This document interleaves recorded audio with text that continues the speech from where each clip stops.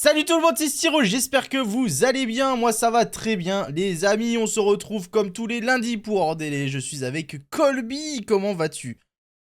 Écoute, ça va très bien, hein. En plus, on a bien mangé cette semaine, donc moi, je Ouais. suis trop heureux, là. On va pouvoir parler de Paris-Nice, de Tirreno, du beau vélo, tout ça, quoi. C'est parti, quoi. Eh oui, oui, aujourd'hui au programme du soir dans Hors-Délai, débrief de la semaine à Paris-Nice, débrief de la semaine à Tirreno Adriatico, mini preview de la start list et du parcours, même si c'est la même, de Milan-San Remo, le premier monument de la saison, ça sera samedi, et des autres courses, de l'actualité, on va parler d'un certain transfert potentiel, de certains trucs, de casques et tout, enfin bref, ça va être sympa. Ça va être sympa, ça va être sympa. Ouais. Bah, ouais, t'as tout dit, hein. Comme d'hab, hein, n'oubliez pas de vous abonner sur Deezer, Oh Spotify, là peu là, c'est importe beau. la plateforme où vous êtes, Il est fort. de laisser une évaluation. Ah, Euh, il est très si fort. vous, si vous regardez, si vous êtes sur YouTube en live ou sur Twitch, commentez, on lit les messages, tout ça. En rediff, pareil, mettez les commentaires et n'hésitez pas à venir en live, hein, c'est toujours plus sympa en live forcément. Et je pense que j'ai tout dit, hein. Je l'ai bien fait. T'as tout dit, t'as tout dit. Je te propose qu'on commence tout simplement par débriefer Paris-Nice. Paris-Nice 2024 a rendu son verdict, pardon, hier après-midi. Victoire de l'Américain Matteo Jorgensen, troisième victoire américaine dans l'histoire de la course. Il s'impose devant Remco Evenepoel, Brandon McNulty, Mathias Kielmose et Alexander Vlasov. Il s'est passé course de mouvement, il s'est passé beaucoup de choses toute la semaine. Il y a eu beaucoup de leaders différents, beaucoup de scénarios de course différents aussi. Du coup, on va parler un petit peu de tout ça, des sprints aussi, le chrono, un peu de tout. Ouais, victoire, un peu surprenante quand on voit le nom du coureur, moins surprenante quand on voit l'équipe du coureur et en vrai, bah, il s'en est bien sorti. Il a fait les bons choix au bon moment, il était fort quand il fallait être fort, il était malin quand il fallait être malin et il est venu coiffer, Remco, Roglic, Bernal, tous ces gros noms qui étaient annoncés donc franchement bravo à Jorgensen et première grosse victoire je pense pour lui dans sa carrière et sûrement pas la dernière. Ouais, bon, il a couru parfaitement, hein, tu l'as dit. Pourtant, Visma avait été dans les équipes piégées par la météo sur le chrono par équipe. Il avait du retard à refaire. Il a très bien couru le dernier week-end, notamment. Il était trop fort, hein, il y avait rien à faire. Même Remco, un Remco des grands jours, comme sur la dernière étape dans Pay et dans les 4 chemins, il a pas réussi à le distancer, à le lâcher. Donc rien à dire. Bon, on va parler un peu de tout le monde, hein. On va faire une revue de la course un petit peu. On va parler de Roglic qui est un peu passé à côté, la stratégie des Boransgreux, Vlasov qu'attendent de Vlasov cette saison. On sait qu'il sera sur le tour. Roglic a annoncé leader. Est-ce que cette semaine peut remettre en cause tout ça? Là, je sais que t'aimes pas ça, t'es toujours pas dans le train, mais un peu la Bernal, résurrection, on va dire. Des Ganito, Egan la Bernal sept qui la confirme un petit 7e, peu. Bah, c'est bien, septième. la 7e résurrection je Ah, voulais la dire. septième résurrection. Mais non, arrête. Arrête, arrête. On va parler des décathlons G2R avec Félix Gall. On va parler de Plap, Buitrago aussi. Plein de trucs. On commence, on reprend au tout début. On reprend au tout début de la semaine, je vous propose. On a eu un début de semaine avec tout simplement des sprints. Deux sprints pour démarrer la semaine. Le premier au Muro pour le premier maillot jaune. Le deuxième à Montargis avec la victoire de De Klein.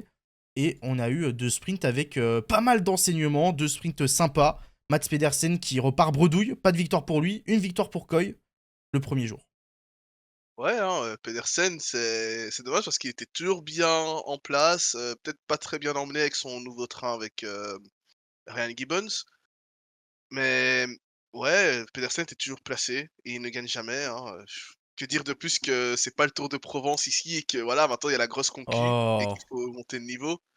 Mais ouais, je pense que Pedersen sera un peu déçu, mais au final, il a fait une course assez complète et il repart même pas avec le maillot vert à la fin, donc ça aussi, c'est hyper dommage pour lui et je pense qu'une victoire d'étape aurait peut-être changé quelques trucs dans le classement, enfin, il aurait rapporté ce maillot vert, donc mais bon, il était face à Olaf Koy sur, le 1er jour qui était plus fort que lui et étonnamment plus fort que lui parce que c'était un profil qui convenait trop bien à Pedersen Oui. et Arvid De Klein était le plus rapide quand c'était plat, donc ouais, il est tombé contre plus fort que lui, donc c'est pas spécialement Pedersen qui a mal fait les choses, c'est juste qu'il est tombé face à plus fort. Il est tombé face à plus fort, grosse troisième place de Lorenz Pitti, notamment. Il a fait une très très grande semaine, lui, pour la Groupama UDJ. Il sauve un petit peu, on va dire, les meubles de l'équipe. parce qu'il fait 2 podiums, coup sur coup, étape 1, étape 2, il a porté le maillot jaune, il a porté le maillot vert aussi. On l'a vu assez, on l'a souvent vu à l'avant, hein, même quand il avait son maillot vert, il suivait les coups, il suivait un petit peu, Mats Pedersen. Et j'ai l'impression que depuis le début de saison, tous les lundis, on parle de Laurens Pitty, jusqu'où il va aller. Bah, cette semaine sur Paris-Nice, il a encore montré qu'il pouvait aller très très haut. Et c'est de bon augure pour le Giro notamment ça. Ouais, avant ce Paris-Nice, on se disait qu'il avait pas une grosse pointe de vitesse et que bon, bah, sur les purs sprints, ça va être plus compliqué. Au final, ben, il a 2 podiums d'étape, 1 podium sur une étape qui lui convient quand même très bien, hein, ça il faut le dire. La première étape lui convenait parfaitement. Heu, Sur la deuxième étape, je m'attendais tellement pas à ce qu'il finisse deuxième. Enfin, ouais, c'est pas un pur sprinter pour le moment. Il a réussi à sortir le bon sprint, à sortir de la boîte au bon moment et à faire ce petit kick qui a fait qu'il était chercher le podium. Il a porté le maillot jaune. Il a aidé, beaucoup Gaudu sur le chrono aussi. En fait, qu'est-ce qu'il a pas fait, en fait? Qu'est-ce que c'était son Paris-Nice, côté Groupama, c'était vraiment sa course et au final, bon, lui aussi, il a un peu essayé de se battre pour le maillot vert, ça a pas été suffisant et je pense qu'il était un peu à court à la fin, mais c'est de bon augure pour le Giro parce que comme tu l'as dit, ouais, ce sera même pas son objectif de rapporter un maillot ou quoi sur le Giro. S'il arrive à gagner une étape, c'est très bien, quoi. Donc c'est totalement envisageable et de plusieurs manières, plusieurs scénarios possibles. Bah, c'est pas mal pour Groupama, ils ont perdu Demar l'an dernier. Ils ont pas forcément remplacé Arnaud par un autre top sprinter au mercato ou quoi. On se posait un peu la question qui va être le sprinter de l'équipe cette année.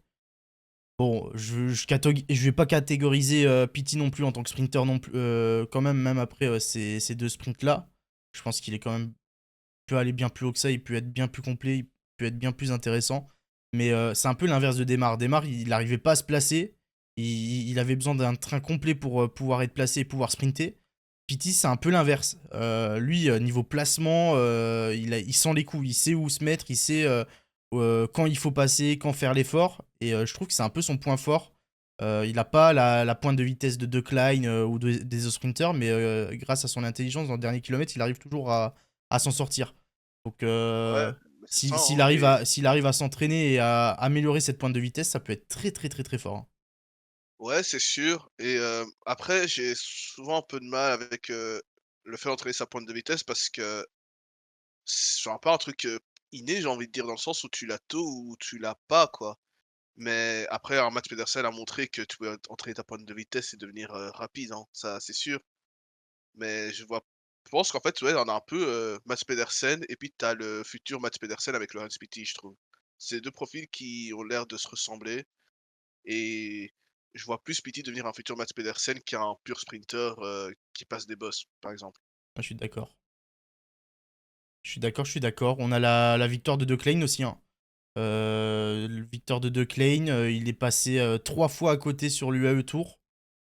Cette fois-ci, il la loupe pas. Tudor, c'est la première fois qu'ils sont invités sur un Paris-Nice et qu'ils sont invités sur une course comme ça. Eux qui ont l'ambition d'un peu d'augmenter de level tout simplement et de viser le World Tour dans le futur. Bah là, il montre que tu sais, il y a eu le débat des invitations, Total qui se fait pas inviter, Tudor et ces équipes-là qui sont invitées à leur place sur pas mal de courses. Bon là, ils viennent de prouver qu'il l'a mérité l'invitation et qu'il fallait compter sur eux. Si je dis pas de conneries, Tudor, ils vont faire le Giro cette Ouais. année. Donc Arvid De Klein sera sûrement de la partie. Et bah, il va y avoir la place d'aller en chercher, peut-être même d'aller chercher un Chiclamen, je sais pas. Ouais, en soi, De Klein était pas annoncé sur le Giro au début, mais je pense qu'il y a un truc qui est évident, c'est que De Klein a montré qu'il était déjà un des meilleurs sprinteurs du peloton. Ouais, Il a une très grosse pointe de vitesse, son placement est très bon et le train Tudor est vraiment très solide aussi. À chaque fois, il y avait 3, 4 coureurs dans le final, que ce soit Trentin, que ce soit, c'était Zeilhard sur cette course aussi, je pense, Zeilhart, qui était ouais. là aussi pour aider. Il y avait Pleumeurs aussi. Et en fait, tu sens que la Tudor, peu importe le sprinter qu'il y a, peu importe la course, le profil, ils arrivent à te sortir un train de 3, 4 dans le final et qui est très solide et où leur sprinter est bien emmené. Donc, il y a déjà ça qui est bien. Et De Klen, oui, est un sprinter qui monte en puissance. Après l'UAE, j'étais un peu trop réticent en me disant, ouais, c'est un peu la Conti Pro, il a jamais montré plus que de la Conti Pro durant toutes ces années. Mais là, franchement, il a été coiffé Pedersen, il a été coiffé du Olaf Koe, il a été coiffé du Groenewegen, du Sam Bennett, du Gerben Tyson. Il y a plein de beaux noms en fait qu'il a été coiffé. Donc honnêtement, j'espère qu'il sera sur le Giro. Après, il y a peut-être un autre problème aussi avec Declan, c'est la montagne. Il lâche quand même assez tôt quand ça grimpe. Ouais. À voir si, il sera capable de finir un grand tour et puis je sais que la Tudor a aussi d'autres options pour le sprint, notamment avec du Maillot-Rofer, du Dainese donc ils sont pas spécialement pressés de le mettre sur un grand tour. Ouais, pour le moment, il est annoncé sur le Tour de Hongrie, qui est en même temps que le Giro, donc qui est en parallèle. Donc on verra, mais au vu des perfs, ça serait pas étonnant qu'il soit switch sur le Tour d'Italie, hein, surtout que la Tudor, ce sera leur seul grand tour, donc ils vont clairement Totalement envoyer d'accord. tous les meilleurs éléments. Y a pas, il faudra pas se priver d'un Declan s'il peut aller en chercher, très clairement. Et oui, comme toi sur le chat, ils disent que bah, son point faible, ça va être la montagne, de passer la montagne. S'il va sur le Giro, le risque, c'est pas de le finir. Mais bon, moi je me dis, s'il est bien entouré et qu'il a des bonnes jambes, ça peut le faire. Ça pourra le faire. Ouais. À noter aussi que sur les 2 premières étapes, on a pu voir, la course à la bonif pour, certains coureurs, notamment, les gars du général sur la première étape et puis un peu plus les sprinters sur la deuxième. Qu'est-ce que tu en as pensé toi de la première étape où tu as, Remco, Jorgenson, Bernal qui se disputent déjà les bonifs et qui tentent même de continuer un peu leur coup et d'aller jusqu'au bout? Bon, on voit un peu ça tous les ans sur Paris-Nice, hein, en vrai, hein. Mmh. C'est déjà l'année dernière, quand c'était Poga versus Vinge versus Godu, ils se les faisaient. Donc, oh, je sais pas, ça me choque pas. Et puis pour Remco, bah, c'est pas étonnant, hein. Déjà sur le Giro l'an dernier, en première semaine, dès qu'il y avait une bonif à gratter, il essayait de la gratter. Bon, chaque seconde est bonne à prendre. Jorgensen, au final, ça a été l'un des mecs qui a aussi voulu jouer les bonifs dès le premier jour. Et on le retrouve pour la gagne à la fin. Donc, ouais, des fois, Paris-Nice, ça peut se jouer à la seconde. On a souvent eu des Paris-Nice qui jouent à 2-3 secondes d'écart. Donc, si ça peut jouer sur cette bonif-là, faut pas passer à côté, quoi. Bon, là, cette année, ça s'est pas joué à la seconde, mais. Ouais.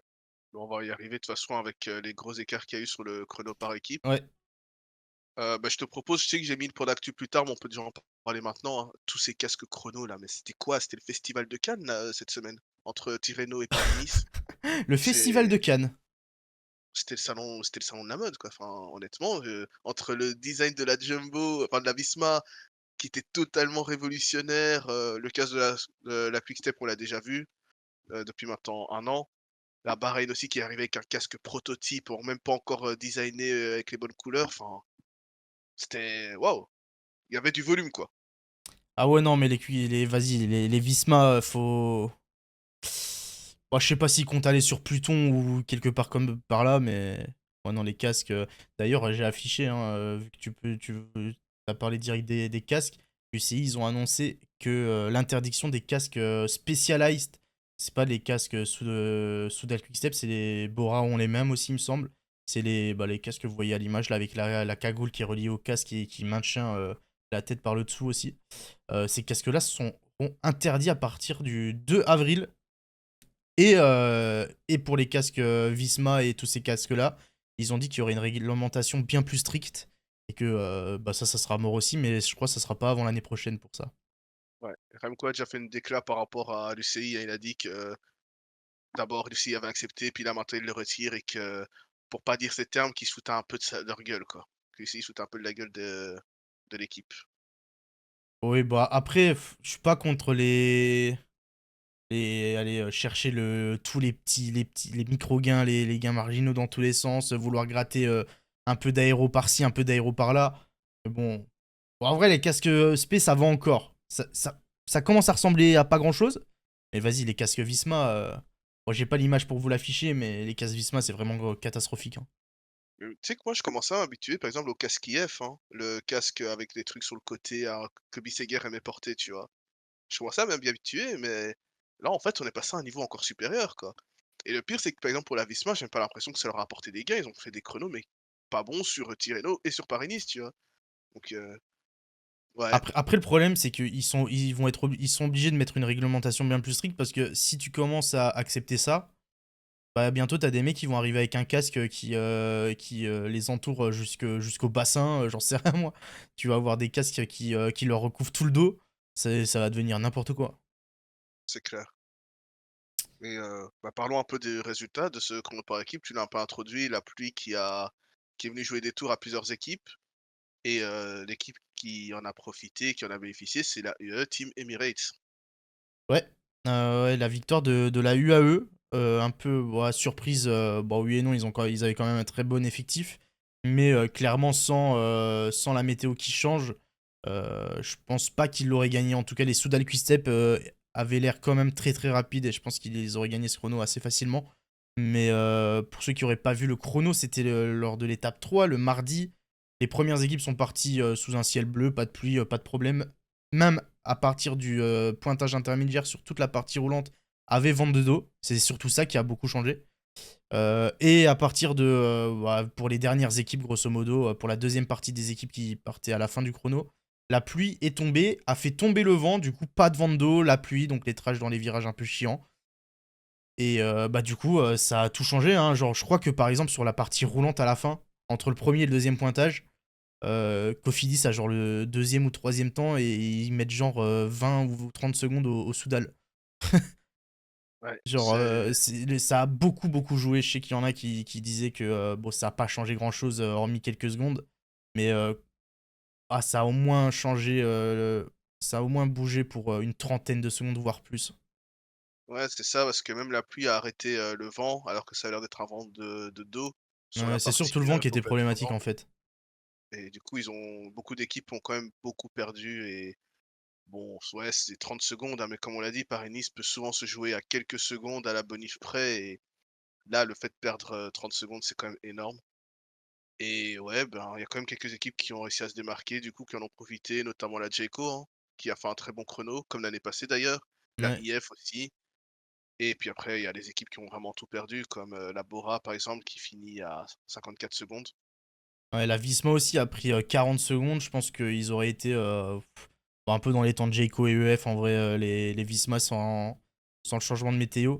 Mais après, c'est un peu ça qui a ouvert la course aussi. Hein. Ouais, Avoir autant d'écart sur ce chrono, à ce moment-là de la course, on retrouve les UAE qui sont en tête. On sait pas trop avec quel leader ils vont partir. Mais t'as Remco qui a plus de 30 secondes des UAE quasiment. Tu retrouves Roglic qui a plus d'une minute au général. C'est pareil pour Jorgensen. Skelmos, je crois que c'est catastrophique. Lidl Trek qui prennent une 15 17ème.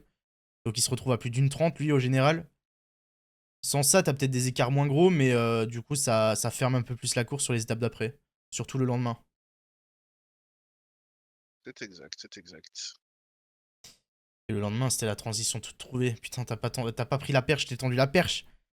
Non, je t'avoue que j'étais en train de cliquer et tout et ouais, le lendemain, ben, il y a eu cette étape du coup Montbrouilly, la première étape, de sélection et la première étape pour les leaders avec, un victorieux, pas surprise parce qu'il commence à se faire un petit nom, hein, Santiago Buitrago, mais avec la manière. Avec quelle manière? De quelle manière? Ouais, un peu. Bof, étape un peu décevante, on va pas se mentir. C'était annoncé comme l'étape qui, sur papier, pouvait faire le plus de dégâts de la semaine. Au final, les étapes du dernier week-end ont survolé cette étape du Montbrouilly. On a eu un côté. Ouais, je sais pas, la stratégie des leaders derrière. On n'a pas trop compris. Hein, je trouve, ils ont un peu fait n'importe quoi, je trouve.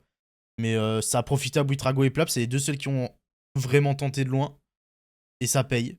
Mais je sais pas ce qui se passe dans leur tête quand ils voient Buitrago Plap sortir à deux pour leur laisser genre 40 secondes. Mmh. Non Et mais ça, je trouve ça incompréhensible. Ils leur ont laissé 40 secondes comme si c'était les bouchers du coin. Et Buitrago, heureusement pour les autres gars du général, qu'il a sa malchance sur le dernier week-end, qui tombe et qu'il abandonne parce que sans ses problèmes, ses deux chutes le vendredi et le dimanche, Buitrago, il avait des jambes de fou pour le gagner, ce Paris-Nice. ouais, mais je me rappelle mercredi, je disais en permanence, mais le gars fait podium de Liège-Bastogne-Liège, juste l'année passée et il le laisse partir comme ça en mode ils vont le récupérer, ils vont réussir à reprendre du temps, tu vois? C'était totalement lunaire pour moi de laisser autant d'avance à un mec comme ça et Luc Plap, ben, c'est plus ou moins pareil, il a déjà eu des références sur des courses World Tour, que ce soit le Down Under, le Romandie ou même l'UAE, il a déjà fait des résultats en montagne et on dirait que les coureurs étaient assez confiants sur le fait de les reprendre, tu vois? De reprendre du temps sur eux plus tard, mais ils ont eu de la chance de de reprendre ce temps sur, Bah, surtout qu'à la su base, je sais pas si tu te souviens, on avait regardé la course ensemble et c'était même toi qui me l'as dit. Enfin, c'est toi, t'as vanné l'action de Vervac. C'est Vervac qui fait la rampe de lancement à la toute base oui. pour Plap qui s'en va, puis t'as Buitrago qui le rejoint. Au final, Vervac qui pète. Et bah, il a juste fait la rampe de lancement pour les deux. avant de Ouais, mais retourner derrière. c'était lunaire. Enfin, tu sais, moi, je me disais: «Le train Quick-Step, il est fait pour que Remco, il parte après». Sauf que non. Bah, non seulement il est pas parti, mais après je pense qu'il a été de un, il a été, un peu cadenassé par, ses adversaires qui l'ont suivi, mais pendant tout le Paris-Nice, hein, tout simplement, et aussi le fait qu'il était très crispé, et ça tu en as beaucoup parlé pendant ton live, que ouais, Remco était crispé d'attaquer, il avait un peu peur, et sur les courses par étapes, il arrivait pas à se débrider. Bah, on a vu le vrai Remco, le dimanche, on va dire. On l'a un peu vu le dernier jour, il part à 45 kilomètres de l'arrivée. Mais oui, mais Remco, en fait, Remco, c'est le même problème sur quasiment toutes les courses par étapes qu'il fait, j'ai l'impression. Et quand tu joues un petit peu les avis sur les réseaux et tout, c'est à peu près l'avis qui ressort. Remco, son problème, c'est qu'il n'arrive pas à débrancher, on va dire, dans la tête pour juste courir à l'instinct, comme quand il court les classiques, comme quand il court d'autres courses. Je sais pas s'il réfléchit trop au lendemain, s'il réfléchit trop aux étapes d'après et tout. Mais s'il arrive à avoir le déclic dans sa tête pour courir, genre sur cette étape du Montbrouilly ou l'étape du vendredi, comme il l'a couru le dimanche, mais il aura tout gagné parce que, alors certes, je sais, certains le disent, une course par étape, ça se court pas de la même manière qu'une classique, mais c'est ce qui, pour le moment, fait la différence entre Remco et les deux autres, Vingegaard et Poga. C'est que Vingegaard et Poga, même sur les courses par étapes, ils les courent comme si c'était des classiques et s'ils sentent qu'ils doivent y aller alors qu'il reste 40 bandes, mais ils le font, ils réfléchissent pas au lendemain. Remco, j'ai l'impression qu'il est un peu trop dans la gestion et que par moment, bon, le Montbrouilly, c'est pas le pire, c'est le vendredi. Mais il est un peu trop dans la gestion et il ose pas trop se découvrir. Ouais, et ça, il le reconnaît, hein, lui-même, il le Oui, il dit l'a dit que lui-même. c'est un truc, ouais, que je mentionnerai toujours avec Remco, hein, mais c'est son honnêteté, post-course, où tu en as beaucoup qui vont être à chaud et répondre un peu de travers. Remco, je trouve que ces dernières années, il a vraiment cette lucidité, à chaud. Je me rappelle, tu vois, à l'époque, vu qu'on faisait, la tier list des sprinters, bah, à l'époque, c'était un doigt d'honneur à la caméra parce que Colbrelli, lui faisait pas un relais, tu vois? Maintenant, c'est un peu plus posé, je trouve, devant, quand il parle, un peu plus mature, et Ouais, il grandit, hein. ouais, il grandit, hein, il est 24 ans cette année, c'est vrai. Et au final, ben, ouais, c'est une facette de Remco que j'aime bien, vraiment, le Remco de conférence de presse, d'après course et tout, c'est vraiment très sympa. Il dit beaucoup de choses. Il était pas à 100%. Ouais, j'ai aussi l'impression qu'il avait pas ses jambes de d'habitude, mais ça n'enlève rien que même sans être à 100% peut-être, bah, on va en parler après, mais l'étape du vendredi, je vais l'afficher, l'étape 6, il y a une terrible erreur de jugement et de sa part, c'est de laisser partir Skelmos, Magnulti et Jorgensen. Et même s'il n'était pas à 100%, cette attaque-là et ces trois-là, il pouvait y aller. D'ailleurs, il le dit lui-même, tu l'as dit, il est bien plus posé, il arrive à refaire la course directement en interview après. C'est la première chose qu'il dit quand il passe la ligne.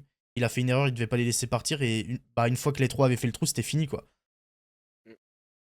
Et en termes de niveau par rapport à Remco, enfin, je pense qu'on refera un point Remco, par rapport à son niveau après toute la période, ardennaise, tout ça, la fin de sa première moitié de saison, mais on disait la même chose à Algarve, quoi. Et là, maintenant, il y a 3 semaines qui ont passé, on est encore en train de parler du niveau de Remco. Donc peut-être qu'il est moins en jambes en ce début de saison, c'est peut-être vrai, mais c'est inquiétant dans le sens où ça fait 2 courses où il se fait battre par, des mecs qui sont pas sur le papier meilleurs que lui. Donc faudra faire attention à ça. Faudra voir comment la suite de la saison évolue, mais peut-être que le Remco meilleur que les autres, c'est pas le Remco, ce sera pas cette année, hein. Ça se trouve, faut s'habituer à un Remco qui est plus dans la meute, quoi. Et Roglic, bah, on va en parler aussi, hein, par rapport à ce week-end où ça a pas été non plus très ouf. Ah, Roglic Rudic, aussi, il a c'est été pas un transparent. niveau, c'est un Roglic comme j'en ai rarement vu, dans l'histoire de sa carrière, donc voilà, Ouais. quoi. Bah, Roglic, la différence, c'est que l'an dernier, ou même les dernières années, même les courses où il était peut-être pas avec ses meilleures jambes ou qu'il était pas à 100%, il arrivait quand même à aller chercher une petite victoire au sprint. Tu sais, Tirreno, l'an dernier, il est pas transcendant, mais il gagne 3 étapes au sprint en réglant des petits groupes à chaque fois. Ouais. Euh, Même quand il avait pas ses jambes, il y arrivait. Là, il était vraiment à l'arrêt, on l'a pas vu de la semaine. Tu regardes les résultats, il est à chaque fois fond de top 10. Le dimanche, Roglic, il a complètement lâché mentalement aussi. Bon, je pense qu'à partir de Roglic, en fout de faire 4ème ou 9ème de Paris-Nice après, je pense que c'est pour ça aussi. Mais ouais, non, il a été transparent toute la semaine, Primoz. Et pour revenir sur Remco, ouais, Kev le dit bien dans le chat, c'est ce jour-là, qu'on voit à l'écran, où il perd Paris-Nice. La défaite et les 30 secondes sur Jurgensen, elles sont clairement là. Ouais, au final, c'est même pas le chrono, Ouais. par équipe où il perd, hein, c'est vraiment sur, le temps perdu. Ils ont perdu presque 1 minute, hein, sur, Bah, avec les les bonifs, il y a temps la de jeu. minute. Ouais. Donc c'est trop, en fait, c'est trop. Avec les bonifs, il prend 1-0-2 sur Jurgensen ce jour-là, donc c'est Ouais. clairement trop. La course de Skelmose, d'ailleurs, parce que c'est vrai que bon, il a sa victoire du coup à la Colle-sur-Loup. Skelmose de chez Lidl Trek. Le dimanche, il arrive à s'accrocher et à accrocher une quatrième place au général. Mais t'en as pensé quoi de la course de Skelmose un peu, au global? En fait, il revient de loin, tout simplement. On t'en a parlé, hein, le chrono par équipe, c'est peut-être la pire équipe parmi les Ah, c'est la leaders. pire, ils font 17ème, ouais. Ils reviennent de loin, en fait, et je trouve que encore on disait que Pedersen, bah, du coup, a pas eu de chance, et a pas été le meilleur et il n'a pas gagné. Au final, bah, Skelmose j'ai l'impression que c'était le meilleur sur, Paris-Nice, cette semaine, tu vois? Il était il arrive à outsprint, je sais pas comment le dire en français en vrai, mais il outsprint Remco sur, l'arrivée au Montbrouilly, Ouais, et Montbrouillet fait 3, ouais. il est dans le bon coup à la colle sur Loup et de manière très intelligente, il fait le moins de relais parce que c'est celui des 3 qui a le moins besoin de relayer, et ensuite, ben, il arrive à tenir en montagne sur l'étape un peu de côte, et puis après on parlera aussi de cette journée de dimanche, mais ouais, tu as dit, il fait 4e et il récupère une 4e place au général, et peut-être un peu de regret au final parce que forcément, tu sors un peu de cette course en étant quasiment le meilleur, mais tu as fait trop d'efforts pour revenir et recoller à un temps que tu as perdu à cause du chrono par équipe, donc forcément ça fait un peu de déception à la fin. Exactement, c'est, je vois un petit peu les autres noms. Ouais, on va parler de Buitrago parce que là, je le vois qu'il a Ouais, fini à 2,39 à la Colle-sur-Loup. Avant cette vraiment déconnecté, étape-là, hein. avant cette étape-là, Buitrago, je vous mets le général au matin de l'étape de la Colle-sur-Loup, il est deuxième. Et on se dit, Buitrago, va falloir être fort pour aller le chercher. Parce qu'il a de très très bonnes jambes. Et malheureusement, malchance, il glisse dans un virage le vendredi. Du coup, il est complètement à l'arrêt, il doit changer de vélo parce qu'il déraille à cause de la chute et tout. Du coup, il se retrouve 16ème, il prend 2,40. Donc on sait déjà qu'à ce moment-là, c'est cuit. Et puis bah, le dimanche, il retombe. Grosse chute avec Genietz et Bernal notamment. Et là, par contre, c'est l'abandon. Je sais pas si on a des infos sur ce qu'il a, s'il a une blessure ou quoi que ce soit. Mais Non. en tout cas, ouais, clairement de la malchance parce que avec le coup de génie qu'il avait fait du côté du Montbrouilly, bah, c'était peut-être au Ouais, final le mieux placé pour gagner. et il semblait vraiment fort en plus, hein, Ah, il parce avait vraiment de très que bonnes jambes, hein. à la colle sur Loup encore, il était là, quoi. Genre, il y a Roglic qui fait la première attaque et tout. Déjà, on voit Roglic attaquer, on se dit: «Ah ouais, il attaque lui», et puis, bah, du coup, il est repris tout ça, et puis Buitrago qui recolle, qui en remet une, et tu te dis: «Ah ouais, mais vraiment vous l'avez sous-estimé dans ce peloton. Vous lui avez laissé 40 secondes, il est en blanc, vous croyez que c'est fini en fait. Non, c'est que le début», et il a été bon. Malheureusement, du coup, il tombe. Le lendemain, bah, sur l'étape de montagne, il est là, il est dans le coup, et puis après, ouais, cette étape de Nice, malheureusement, il chute et abandon, et tu te dis: «Mais franchement, là, le peloton, enfin, pour les autres, limite, c'est un peu, ouais, ils ont eu de la chance qu'ils se retrouvent pas dans les pattes pour un classement général, parce que sur l'étape de Nice, ça aurait pu faire un carnage lui aussi. Oh bah l'étape de Nice sur papier, elle lui convenait tellement bien. Encore mieux que Ouais, celle de la veille. Et pourtant, la Madone, il fait 6ème. Le samedi, pour ceux qui auraient peut-être pas suivi la semaine à 100%, on devait avoir une étape différente à la base. Et bah, à cause de la météo, ils n'ont pas pu faire l'arrivée à Oron. Les organisateurs ont trouvé un parcours de dernière minute, un plan B. Arrivé à la Madone, bon, c'est pas le col du siècle, hein, c'est très très roulant. Mais avec la météo, avec le froid, ça a quand même fait quelques différences. On a quand même des groupes de costauds qui ont réussi à faire des écarts. On a eu une bonne stratégie de la part de Vlasov, hein, qui a lâché Roglic pour attaquer, mais forcément, il est pas marqué. Roglic, ça lui permet de pas rouler derrière. Et ça lui permet surtout de gagner, hein. ouais, Vlasov a été fort.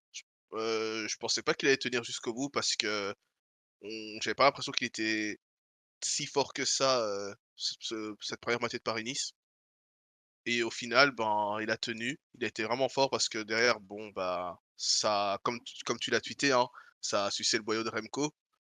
Mais au final, Remco montait quand même à son rythme, c'était pas un Remco à l'arrêt non plus, donc il fallait quand même tenir et il a tenu et ouais, ben Vlasov franchement, non seulement il gagne une étape, il a été en passe de récupérer le maillot à pois, il a été en passe de récupérer un podium sur, Paris-Nice à la fin, enfin, il a vraiment rattrapé un peu, les déboires que Roglic a fait et ouais, c'est une belle satisfaction au moins que Vlasov reparte avec une victoire. Lui qui a fait un gros début de saison aussi avec aux côtés de McNulty, dont on va aussi beaucoup parler je pense, dans la suite de ce Paris-Nice.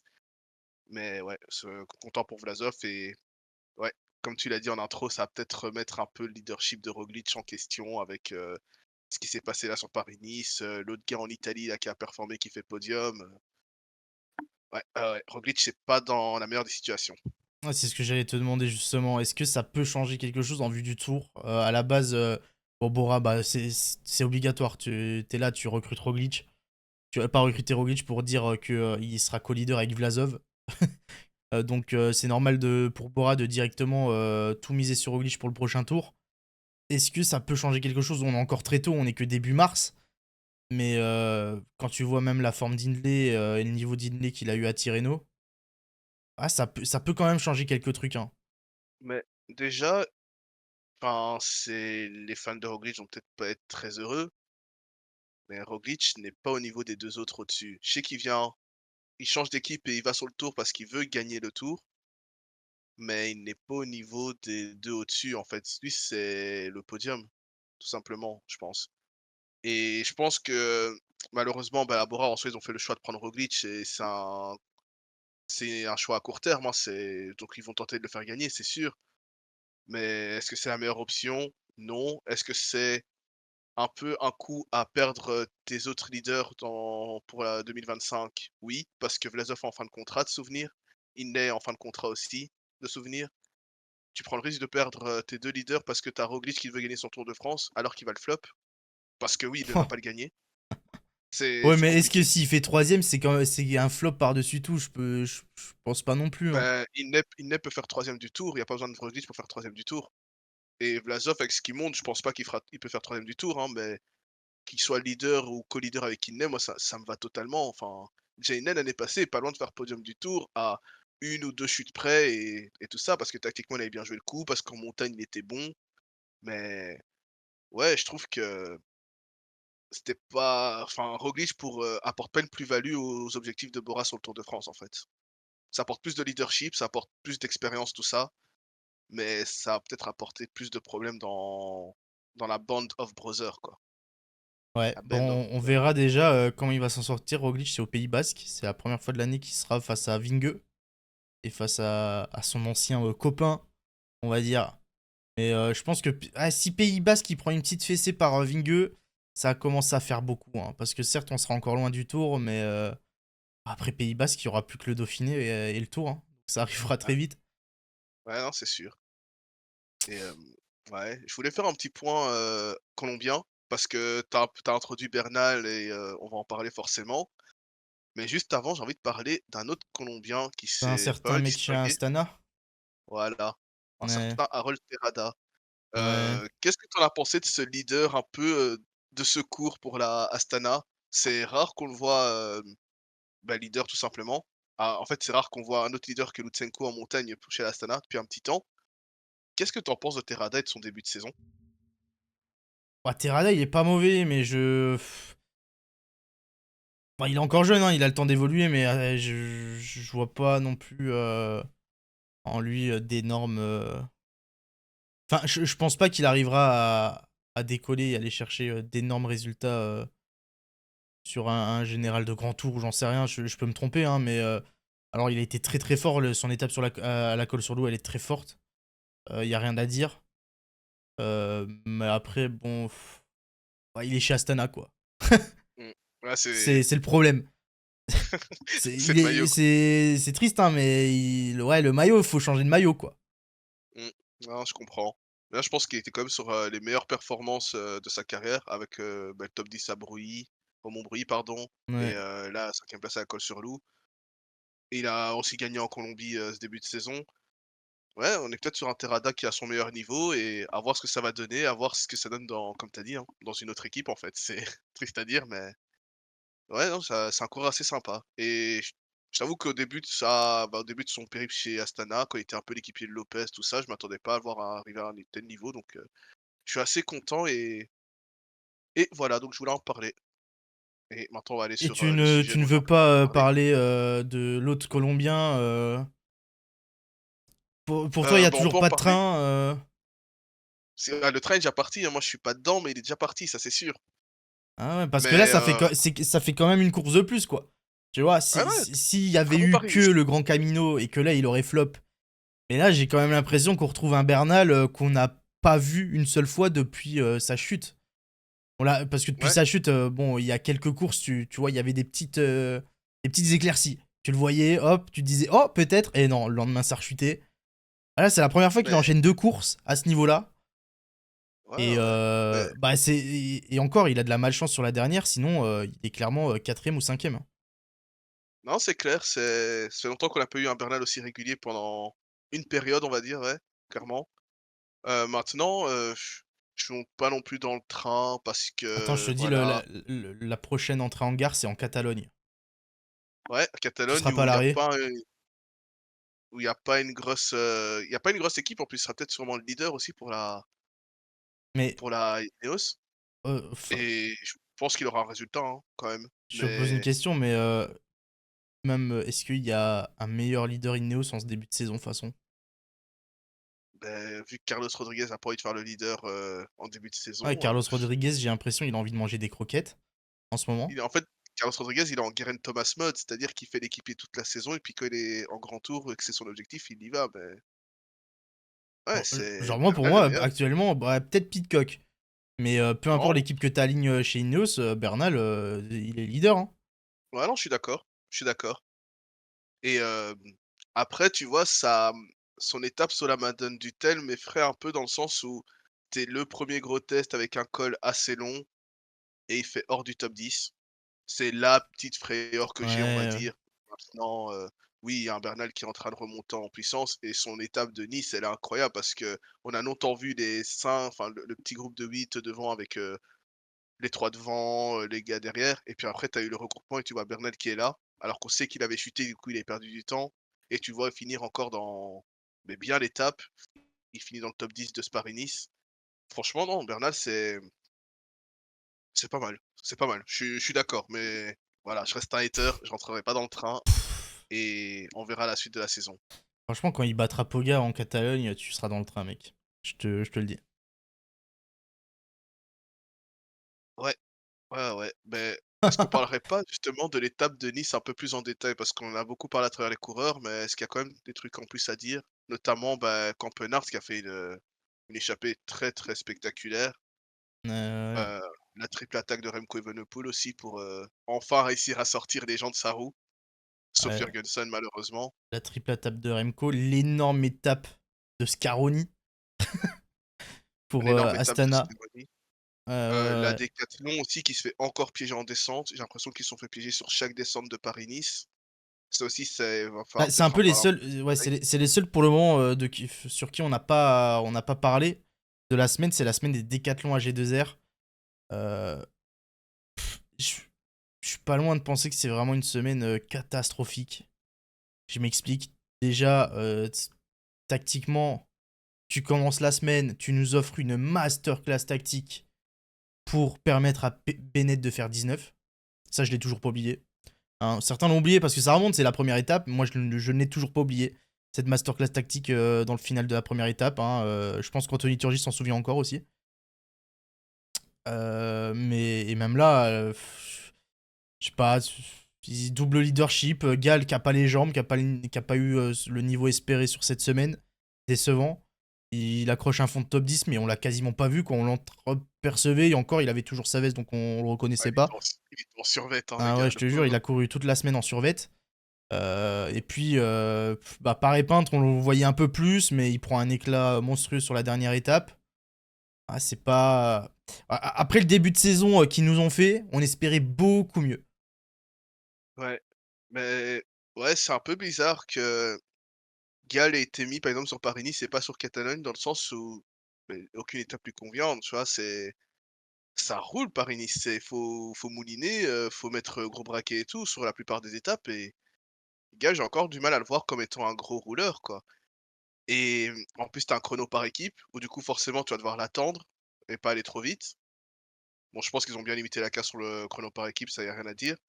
Mais ouais, enfin, déjà entre, l'option, Sam Bennett sur les sprints qui a totalement foiré, le fait qu'un jour sur 2 tu avais un leader différent. En fait, c'était vraiment, 1 jour sur 2 tu as Galant +2 par épingle -2, puis après c'était l'inverse. Enfin, du coup, à chaque fois ça changeait de leader.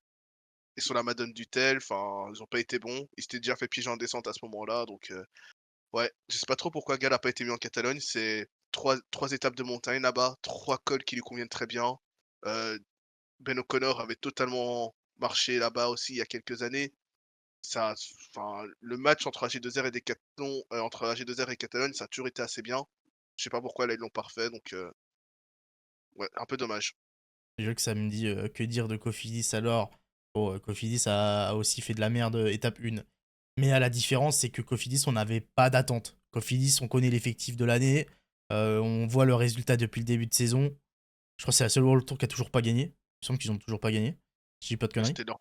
Ouais, je pense qu'ils ont toujours Donc, pas gagné, ouais. bon, à la différence, c'est que Cofidis, bah, c'est pas méchant ce que je vais dire, mais on s'attendait à pas les voir, quoi. On s'attendait à les voir faire un peu n'importe quoi.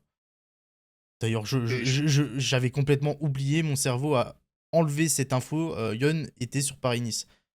les frères Izagirre étaient sur Paris-Nice. Hein, Yon finit 26 e à 40 minutes, c'est terrifiant. Mais la Mais différence, c'est que Cofidis, on s'y attendait. Alors que Decathlon, bon, il y avait les attentes, il y avait eu la hype de début de saison, donc bon, ça a un peu, et ça joue aussi puis dans le truc. de toute façon, hein, tu joues pas l'option coqueur, tu joues l'option de qui, en fait, pour Cofidis, tu vois? Oh, Pour mais une fois qu'il y Cocard avait une porte étape qui l'équipe lui pour le moment. correspondait, il porte l'équipe, l'étape lui correspond sur le papier, tu es obligé de faire le taf, quoi. Et bon, malheureusement, il fait 14e à la fin. Il abandonne étape 6. Ouais, ça fait mal, Ouais. mais faut pas refaire chaque semaine, à chaque fois le point Cofidis sur, leur et dire: «Ah oui, ils sont vraiment en bas, ça va pas et tout», enfin, parce qu'au final, c'est, juste à chaque fois remettre une épine de plus, enfin, c'est pas intéressant. Autant, aller parler un peu de ce qui va bien et parler des équipes qui ont été décevantes, mais dont on s'attendait vraiment à quelque chose, quoi. Exactement. Je crois qu'on a parlé d'un peu de tout le monde, hein. Bon, Plap, on Ouais, n'a pas trop parlé, mais ouais, McNulty aussi. ouais, oui, Plap a été fort. Après, ouais, je le trouvais pas aussi fort oh, j'ai perdu le mot là, le nom. C'est terrible. Buitrago, tout Ouais, que ça. Buitrago, oui. Puis, je sais pas pourquoi je. Bon, bug cerveau. Je le trouvais pas aussi transcendant que Buitrago, par exemple, au niveau des jambes, tout simplement. Genre, tu le voyais, il était en queue de groupe à chaque fois. Il s'accrochait, il se battait pour juste pas perdre de temps. Donc, bon, je suis pas étonné de l'avoir vu craquer, de finir 6ème au final. Mais dans tous les cas, c'est une très bonne semaine pour lui. Hein. Plap en plus, il y avait on le voyait souvent où, bah, à partir de fin janvier, on le voyait, la saison était finie. Il a déjà fait des bons UAE, des bons Romandie, mais sur une course de niveau de Paris-Nice, on l'avait pas encore vu, on va dire. Donc c'est positif pour lui, c'est positif pour Jayco aussi, qui pourra Ouais, compter sur quelqu'un d'autre que Yates pour le général. Et puis ouais, Magnulti, ouais. c'est même UAE en général. Hein. La tactique des UAE en général qui sont arrivés avec plusieurs leaders. Joao. Tu mot sur la course de Joao, Colby? Ouais, ouais, tu ma tête devant toi, hein, comment dire? La déclat de Joao qui nous dit, «Ouais, je suis un peu moins bon sur les cols courts maintenant, je me suis entraîné sur les cols longs», et qui nous sort cette, disaster class à la Madone Dutel. Alors, heureusement pour lui, il finit 11e au gène à la fin, il est pas si loin, hein, mais il est à 6 minutes et c'était catastrophique, en fait. Limite, quand McNulty était en jaune et qu'il fallait quelqu'un pour l'épauler, c'était Grosscharter, c'était pas lui. Et il y avait Jevine aussi qui était là pour faire l'équipier de temps en temps quand il voulait, parce que Jevine aussi, c'était la continuité de son UAE Tour. Mais ouais, non, Almeida, c'était ouais, c'était mauvais, quoi.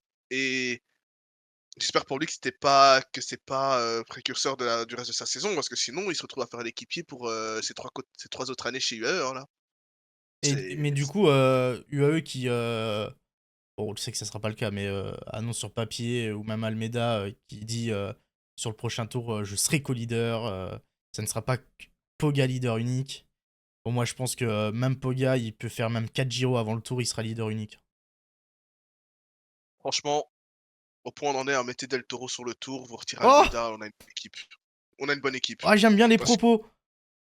parce que on va en parler plus tard, Tirreno, hein, mais là, on a un leader à côté qui même pas, on a un lieutenant qui fait du dépassement de fonction, qui met sa volonté et tout, et de l'autre côté, on a un mec qui est supposé être leader, mais qui a une mentalité, on dirait un peu d'égoïste, une façon de rouler qui est très égoïste aussi, et je vois pas dans quel monde Almeida fait l'équipier sur une course où, en fait, dès qu'il y aura un train, il y aura un tempo, il sera lâché, il faudra mettre un équipier pour l'attendre. Je vois pas comment ça peut être possible.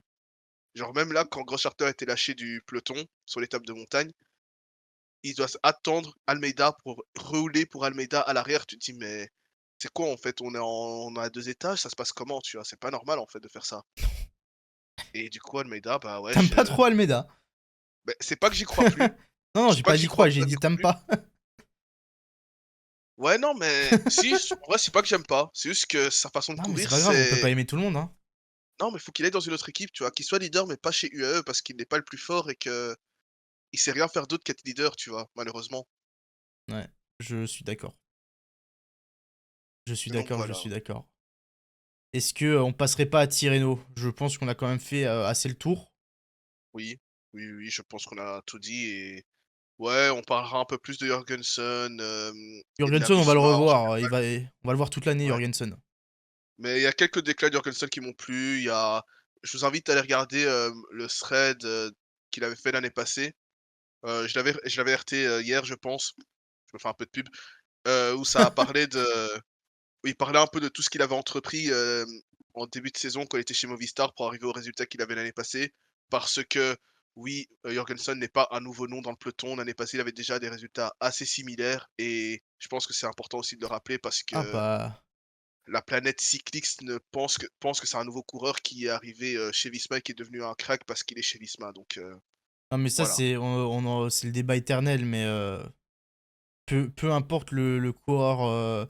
Jorgensen aurait gagné Paris-Nice et aurait fait le Paris-Nice qu'il vient de faire là en étant resté chez Movistar avec le maillot de Movistar ou même dans une autre équipe s'il avait été transféré autre part. Bon, ça aurait crié au génie et tout, c'est juste qu'il a un maillot Visma hein, et les gens détestent tellement Visma que voilà quoi.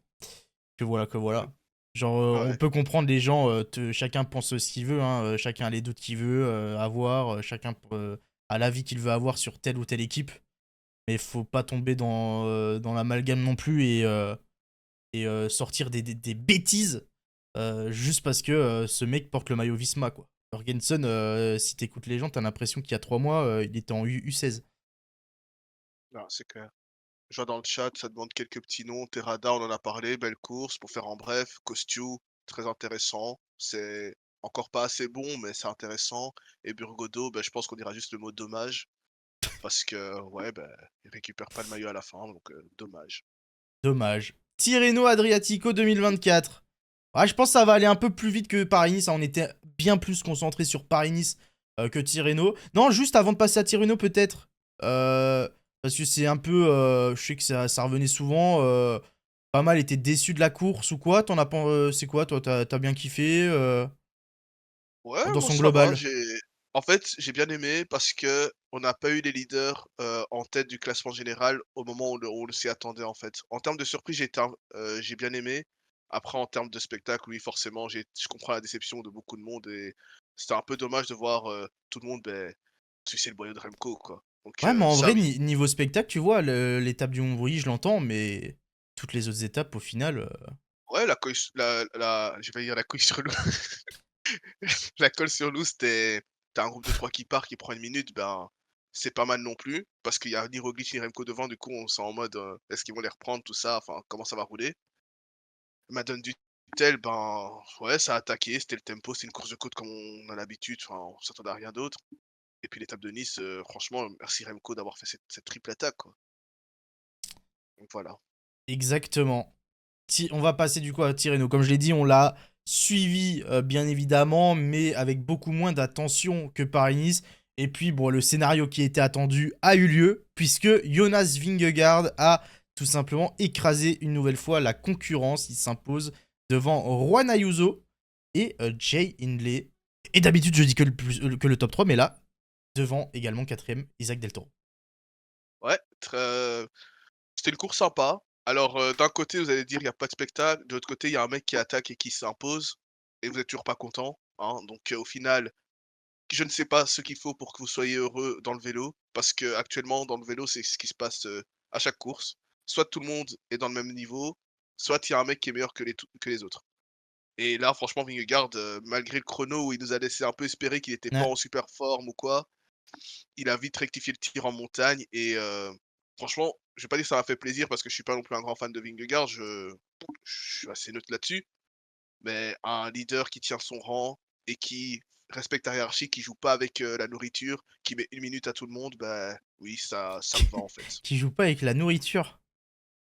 Ouais, il est meilleur que les autres, il va pas faire semblant et faire, un simple sprint pour montrer qu'il est meilleur. Non, il est tabasse et c'est tout. C'est c'est Vingegaard, moi je veux un Vingegaard comme ça pour concurrencer un Pogacar qui fait la même chose de l'autre côté, pour moi ça me semble normal, quoi. Ah ouais, je suis plutto d'accord. Bah, Tirreno, on a eu bon, déjà le parcours faisait pas rêver, on va pas se mentir, de Tirreno. C'était, assez compliqué, ça s'est surtout joué sur l'étape 5 et l'étape 6. L'étape 5, on a un énorme coup, encore, de panache de Vingegaard qui part de très, très loin. Certains diront que c'est facile d'avoir du panache quand, tu es, 2 jambes au-dessus, mais il faut quand même le faire. Certains ne le font pas. Comme à son habitude, il l'a fait et j'ai l'impression, enfin ouais, je sais pas si c'est une impression, mais je trouve que de plus en plus, Vinge, tu sais, on dit Vinge, ouais, c'est le pur grimpeur, c'est le meilleur du monde en montagne sur un col ou quoi. Les plus gros écarts qu'il fait depuis le début de cette saison, ce n'est pas sur des arrivées au sommet, c'est sur des raids où t'as un col où la bascule est à 25-30 bandes de l'arrivée. Et bah, il commence à faire de plus en plus ce numéro-là. Ouais, Ouais, bah, avec une grosse descente aussi. Sur le plat, ils étaient à 6 à se relayer derrière, ils leur reprenaient rien. Donc, ouais, il devient un peu un Pogacar, hein, c'est c'est un peu, ce qu'il essaye de faire maintenant, c'est de réussir à faire la distance en montagne et puis après à continuer son raid et ça lui réussit plutôt bien depuis, ce début de saison, depuis, l'année passée et de toute façon, c'est ce qu'il faut faire et être pour, rivaliser avec, Pogacar parce que le nombre de fois ils se sont retrouvés à 2 ou même à 3 avec un équipier de l'un ou de l'autre, en montagne ou même dans la vallée, ben, c'est ce qui a payé, qui a coûté aussi, la victoire de l'un ou de l'autre donc ouais, c'est cool pour, de voir ça aussi parce que je pense qu'à terme, Vingegaard sera quand même capable d'aller sur des classiques, quoi. Là, il aime pas trop, mais je pense qu'à un certain moment, il va y retourner parce que je pense qu'il est capable de faire des numéros sur Liège-Bastogne-Liège ou quoi, on a envie de le voir là-dessus de façon à long terme donc voilà. ouais, et puis, je vous affiche le classement, c'est de l'étape avec l'arrivée au sommet, justement, où là, beaucoup moins d'écart. C'est pour ça, bon, ça sera l'éternelle boucle sur les réseaux. Hein, Vinge gagne part en solitaire, ça va crier. Mais bah, quand tu vois les écarts, quand tu vois la course, si t'as regardé la course, il n'y a rien de scandaleux. Hein. On a un Vinge qui est à son niveau. Et derrière, même s'ils sont battus, bah, t'as un Ayuso qui continue de progresser, qui continue d'évoluer, qui fait une très très bonne semaine, qui en plus de ça a fait un énorme contre-la-montre. Donc Jane Lee c'est pareil, Jane Lee il s'améliore de plus en plus en contre-la-montre, c'est hyper important pour les courses par étapes, pour les grands tours. Il a fait un très bon chrono d'ouverture. Et il y a le niveau, quoi. Enfin, quand je vois les écarts, je vois qu'il met 42 secondes à un Pitcock, par exemple. Il met 46 secondes à Kamna, il met 48 secondes au 9ème Sian, son équipier. Bon, les écarts me choquent pas. Hein. Non, c'est sûr et c'est à l'arrière aussi, on a vu qu'il y avait, ouais, un groupe de 5, 6 coureurs qui étaient relativement au même niveau, dont Del Toro, qui il y a quelques étapes, il avait un peu la façon de rouler d'Almeida par contre, hein. J'ai remarqué, tu vois? Il faut quand même Oh le mentionner. Hein, il non. était à l'arrière, puis il revient, petit à petit, il les attaque même et tout. Ça, j'ai à la différence d'Almeida, il a attaqué quand il est revenu sur le groupe de derrière, tu vois? Sur le groupe de Hmm. devant lui. Mais tu sens que, ouais, il a un peu aussi ce truc au début, il a un peu du mal à suivre, puis ça va de mieux en mieux, tout ça. Il y avait aussi Brooks dans ce groupe, l'équipier de Vingegaard, qui, j'ai même pas l'impression qu'ils sont équipiers quand tu vois leur façon de rouler. Tu as le train Visma qui est en marche, puis Vingegaard attaque dès que Valter a fini. Mais Ouais. Brooks, il reste dans les roues, donc tu te demandes s'ils sont équipiers, s'il y a une corrélation entre les 2, tu sais pas trop. Et puis après, ouais, bah, les gars qui sont en forme depuis le début de saison, O'Connor, Pidcock un peu en deçà, je trouve, par exemple, sur l'étape 5. On a vu Ivan Sosa sur l'étape 5 aussi, le retour d'Ivan Sosa, qui a refait Nivan Sosa, c'est-à-dire, pété en descente. Et puis, ouais, des beaux noms, genre Kamna qui avait chuté aussi et qui malheureusement, bah, a perdu du temps, mais s'est bien rattrapé. Il y a eu Aronsman qui a été bon aussi, donc ouais, ouais, ouais, de beaux noms. Et pour mentionner les Français, Kevin Vauquelin, Romain Grégoire, qui ont fait une belle course, qui ont pris un top 10 au général pour Vauquelin. Grégoire, je crois qu'il est plus loin, il a un peu Il pris, finit 13e, ouais. il a un peu Il a pris un plus petit pris, éclat sur la 6e. la 6e. Mais sinon, ouais, c'était cool, hein. On a vu beaucoup de noms et de noms un peu, différents, donc c'est cool. Et j'en ai vu beaucoup être déçus un petit peu de Brooks. Parce qu'on sait que, bon, c'est les vannes qui reviennent à chaque fois. Tu signes chez Visma, boum, tu augmentes, tu passes un cap d'un coup. Bah, Brooks, c'est peut-être l'un des rares qui a pas passé le cap directement. Puisque, bah, en vrai, il est dans la continuité pardon, de ce qu'il faisait l'an dernier. Et certains s'attendaient peut-être à le voir plus haut ou quoi que ce soit. Bon, il est vrai que depuis le début de saison, il fait toutes les courses où il y a Vingegaard aussi, donc ça aide pas. On le verra surtout en Catalogne, là où il sera leader. Ce sera le premier vrai test. Le Giro aussi, bien sûr, mais c'est plus loin dans la saison.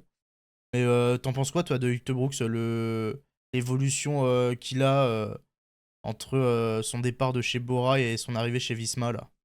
Bah, déjà, si tu regardes à l'année passée à la même date plus ou moins, il est pas au même niveau sur Catalogne, que là maintenant sur Tirreno cette année, tu vois? Donc déjà ça, je suis Ouais. même pas trop d'accord. Ouais, Comme mais tu as dit, on verra je parle surtout par rapport à ce qu'on a vu sur la Vuelta, ouais, par rapport à son niveau de fin de saison, quoi. ouais, ça ouais, C'est un peu il a dans la pas progressé, continuité, en vrai. il a pas spécialement progressé, mais bon, déjà il est arrivé assez tard, il y a eu cette histoire de il part, tout ça, machin C'est vrai. chouette. On verra ce que ça va donner avec un peu plus de préparation. Son objectif, c'est le Giro aussi, donc on verra assez vite ce que ça donne. Et puis même, dans le sens opposé, dans le sens inverse, tu as Roglic qui est parti de chez Visma pour aller, chez Bora. Le niveau a pas tant changé que ça non plus. Il y a peut-être un coup de vieux et une année en plus qui a fait qu'il il est un peu moins tranchant et je trouve qu'il était pas spécialement bon, mais je suis pas surpris. Il y a pas eu une grosse baisse de niveau non plus de Roglic qui quitte, Visma pour aller chez Bora. Donc peut-être qu'au final c'est un mythe et que cette histoire de quand tu arrives chez Visma, bah, tout change. Oui, quand tu passes d'une équipe, on va dire, du bas de classement à la Visma, oui, tu vas avoir beaucoup de choses qui vont changer, notamment, ben, des détails sur la façon de travailler, sur la nutrition, sur, le comportement en course et sur l'équipe que tu as autour de toi. Après, en termes de niveau, ben, il y a d'autres équipes qui sont aussi à ce niveau-là, quoi. Genre, Bora, c'est une très bonne équipe aussi, qui travaille bien. La Soudal Quick-Step, c'est pareil aussi. La Ineos, c'est pareil aussi. Enfin, il y a trois, quatre équipes qui sont au-dessus des autres dans le peloton et que forcément, quand tu as des transferts entre elles, ben, le niveau change pas énormément. Je suis d'accord. Je suis d'accord, je suis d'accord. Peut-être parler un peu de la semaine de Vauquelin, Grégoire, Pidcock, qui sont un peu... bon, pas Vauquelin, mais Pidcock, on sait qu'il a envie de se tourner de plus en plus sur les classements généraux. Il a envie de viser le général du Tour. Donc Pidcock qui fait 9ème, qui s'accroche à... Bon, en vrai, je m'attendais à ce qu'il prenne un peu plus cher quand même sur l'arrivée au sommet. Au final, il fait 5ème. Hein. 5ème à 42 secondes, il bat des O'Connor et tout.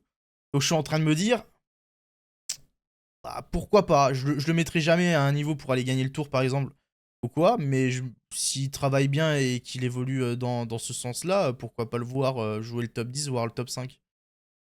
Beh, ouais, je m'attendais à ce qu en fait, moi, je m'attendais à ce qu'ils fassent un peu l'inverse, dans les étapes de montagne, qu'ils prennent, le tir en bosse, enfin sur la côte et qu'ils, tiennent par exemple sur l'étape, bah, l'étape avec la descente et le replat, tout Ouais, ça. ouais, ça a été l'inverse. C'était totalement l'inverse donc ouais, assez surpris et ouais, en fait, de toute façon, Pidcock, on le voit un peu comme un surhomme parmi les humains pour, ouais, un peu comme ça. Sauf qu'au final, je pense que c'est juste un humain, comme les autres qui fait, bah, qui va, sur du cyclo-cross, qui va faire du VTT, mais pour moi, en termes de niveau, ouais, il y a plus ce truc de Pidcock qui est un peu l'entre-deux entre les mecs trop forts et les cyclistes normaux, tu vois? Je sais pas si tu vois ce que je veux dire? Ouais, ouais, je vois. Peut-être que le mot humain est peut-être pas le mieux utilisé, mais Bah, c'est l'expression qui sortent tous, oui, hein, même oui, Ayuso, oui. quand il fait deuxième il te dit: «Je suis le premier parmi les humains» et nous, on le regarde en mode: «Mais frérot, tu es chez UAE, enfin, reste calme», tu vois? Enfin, si même les cyclistes eux-mêmes se se se targuent du terme humain pour parler d'eux quand ils sont face à Pogačar, Vingegaard, tout ça, c'est que faudrait qu'on l'adopte aussi, hein. Je suis d'accord. Grégoire, qu'on attend. Bon, il est encore hyper jeune, donc on verra comment il va évoluer, hein. Il a l'air hyper complet, il est bon sur pas mal de terrains. Mais bon, il y a toujours eu la comparaison où Lenny meilleur en montagne, Grégoire plus un homme de classique, puncher et compagnie. Là, il s'est essayé du coup au général sur Styreno. Ça a plutôt bien fonctionné. Bon, il finit 13ème, il prend un petit tir sur la dernière de montagne. Mais dans la logique de son évolution, c'est pas mal de le voir là. Après, j'ose espérer, et j'ai pas envie de voir un mec comme Romain Grégoire prendre un kiff à jouer le général d'un Tirreno ou vouloir jouer le général des grands tours. Parce que je trouve que les mecs qui ont ce profil de puncher, de classic man, de machin, ils doivent garder ce côté-là. J'ai pas envie de le voir batailler pour un fond de top 10 en montagne. J'ai envie de le voir, je sais pas, faire des coups dans les échappées, faire des classiques à la Halaf, Prime et compagnie, quoi. Non, je suis d'accord. Mais après, par exemple, s'il peut devenir une sorte de Barguil, ça me va, tu vois? Barguil était un peu dans ce style-là, jouer le général, mais il attaquait, il était agressif. Et Ouais, moi, ça me ouais, convenait. mais on attend beaucoup plus quand même de Grégoire. Genre, potentiellement, Grégoire a de quoi aller bien plus haut que Barguil. Oui, oui, non, c'est sûr. Mais au final, Barguil, quand tu regardes son profil, c'est un mec très complet aussi, hein. Ouais. Il a fait il est pas mauvais sur les Flandriennes quand il y va et qu'il s'y concentre. Il a un bon sprint aussi. En chrono, bon, c'était vraiment le défaut par rapport à Romain Grégoire qui a montré un très bon chrono. Là, il a fait 10e sur Lido Di Camaiore. Donc, ouais, tant qu'il garde son agressivité, moi, ça me dérange pas qu'il joue les classements généraux. Très bien. On va parler un peu des sprinters quand même, de cette semaine à Tirreno, parce qu'il y avait du très très beau monde. On a eu le premier affrontement entre Philipsen et Merlier. On a eu un Jonathan Milan qui retrouve son niveau du dernier Giro, qui vient chercher deux très belles victoires en battant deux fois Philipsen. Une belle victoire de Bauhaus aussi avec un final assez tendu avec des chutes. De toute façon, quand on voit que Vauquelin fait 3 du sprint, c'est que le dernier kilomètre a été chaotique. Euh, Quel enseignement tirer un peu de cette semaine à Tirreno pour les sprinters? Est-ce que Philipsen est vraiment au-dessus de tout le monde comme il l'a été sur le dernier tour ou est-ce que ça se rapproche quoi? Ouais, je pense qu'il est quand même encore au-dessus parce que il a chuté Il y a la chute, avant, ouais, étape 3. et il avait pas perdu avant la chute. Et aussi parce que Van Der Poel n'était pas là et que c'est son poisson pilote phare de ces dernières années. Donc, je pense qu'il est encore au-dessus. Maintenant, ouais, derrière, j'avais beaucoup tendance à mettre Merlier. Merlier m'a quand même déçu sur cette course. Que ce soit par, l'étape 2 où il emmène Philipsen, où il fait le poisson pilote de Philipsen, Non, il lance hyper tôt. et puis après le reste, il a pas été bon. Il y a je sais plus quelle étape, je crois que c'est la 4 du coup, où il a pas les jambes et du coup, c'est Alaphilippe qui doit les sprinter pour la quick-step à sa place. Enfin, ouais, c'était très bizarre pour, Merlier, je suis pas fan. Et après ça, tu vois, si tu me poses la question de: «Est-ce que tu l'emmènes sur le tour?» Je te dis: «Non». Et Même parce que lui il le dit, il veut aller sur le tour, mais même avec un seul équipier, il y va quoi. Même tu le mmh, mets tout seul avec un seul équipier, tu le mets pas. ouais, mais là, quand je vois ça, je me dis que non, tu vois? Et pourtant, la quick-step aurait besoin de mettre un sprinter sur le tour pour se faire voir et pour lever les bras. Mais ouais, j'ai l'impression que Merlier n'arrive pas à être meilleur que Philipsen, donc c'est compliqué. Et puis après, tu as beaucoup d'autres noms qui arrivent. On a parlé sur Paris-Nice de certains noms, mais là aussi, un Jonathan Milan est prévu sur le Giro pour le moment, parce que forcément aussi, il y a Pedersen de ce côté, mais Jonathan Milan a montré que c'était quelque chose, quoi. C'était quelqu'un. À Milan, Donc je pense que sa victoire sur l'étape 4, c'est sa victoire référence en vrai pour le moment. Euh, ouais. il a le Chiclamen l'an dernier au Giro, pas de souci, il a été hyper régulier. Mais au final, il a une seule victoire sur le dernier Giro face à une concurrence pas folle, genre il s'impose devant Taker et compagnie. Ça reste un Chiclamen et une victoire sur un grand tour, hein, pas de souci. Mais là, clairement, il va battre le meilleur sprinter du monde de la dernière année avec un sprint de bourrin. Allez voir le dernier kilomètre de l'étape 4. Ça lance de hyper loin. Il fait les 100 derniers mètres assis sur la selle et il arrive à se frayer un chemin, je sais pas où, entre deux coureurs à la fin, à remonter Philipsen. Hyper solide. Hyper solide, hyper solide. Et je pense que c'est vraiment sa victoire référence à Milan, cette victoire-là. Et puis la dernière aussi, où Philipsen passe à côté, peut-être un peu gêné par les chutes et tout, enfin, la chute qu'il a eue quelques jours avant. Mais non, très belle semaine, Milan. Ouais, Ouais, il aime bien les courses en italien, il est italien, il est chez lui, il a la maison. Ouais, c'est clair et le transfert chez Trek lui a l'air de lui faire du bien, donc ça Ouais, marche bien et dernier sprinter dont on peut parler, c'est Phil Bowes qui a à nouveau levé les bras. À savoir que c'est la 4e année où Phil Bowes remporte au moins une étape en World Tour, donc régulier. Il a peut-être franchi un cap, enfin, à chaque fois on dit qu'il franchit un cap, mais en fait, il lève tout le temps les bras, il est régulier et donc c'est de bon augure aussi pour la Bahreïn et le Tour de France. Enfin, ouais. il était assez bon sur le Tour de France l'année passée, il a fait je crois 2 podiums, il était assez régulier dans ses sprints donc ouais, pourquoi pas aller lever les bras sur le Tour, c'est totalement envisageable. Mais même si ça Après, reste quand même un grand je reste mesuré un peu sur la victoire de Boss. Parce qu'il y a la chute dans le virage de Philipsen qui part à la faute, il emmène beaucoup de monde au tapis. Euh, Bah, t'as Vauquelin qui fait 3 qui se retrouve là, on ne sait pas comment. Milan, pareil, il est un peu gêné avec le virage et tout, du coup il part d'hyper loin et au final il le remonte. Ouais, j'ai des réserves quand même sur la victoire de Boss. Après, ça reste une victoire et du World Tour, hein. Pas de soucis, mais. victoire à la Arnaud Démarre. Pas moi qui l'ai dit. Mais de là à le voir gagner sur le tour, je sais pas trop. Bon, si les planètes sont alignées, je me dis que pourquoi pas, mais après les planètes alignées égale un Philipsen qui participe pas au sprint déjà, donc forcément. Forcément, Mais voilà. forcément. Bon, voilà, je sais pas si tu veux parler de quelqu'un d'autre sur Styreno. Non, je t'avoue qu'on l'a un peu regardé du coin de l'œil, hein, Ouais, forcément, il y avait ouais, pas ouais. Venise, donc Ouais, je vois, ça voilà. demande Henrik Mas, peut-être, c'est vrai, on n'a pas parlé d'Henrik Mas, hyper décevant, il finit 12 e à 5 minutes. Ça a Oh, même pas été le meilleur Movistar de la course, quoi. C'est c'est triste à dire. ouais, bah Henrik Mas, c'était sa course de reprise. Donc on le verra en Catalogne et en Romandie cette saison, avant de faire un doublé Tour Vuelta. Ouais. Ah non, je vois Lui, son Tirreno catastrophique, hein, sur les il aime deux trop étapes son dures, doublé. 19-14. Il aime trop son enchaînement Tour Volta, lui, alors que j'aimerais vraiment le voir sur un Giro face à la concu un peu moins forte. Ah, mais il est Parce que espagnol.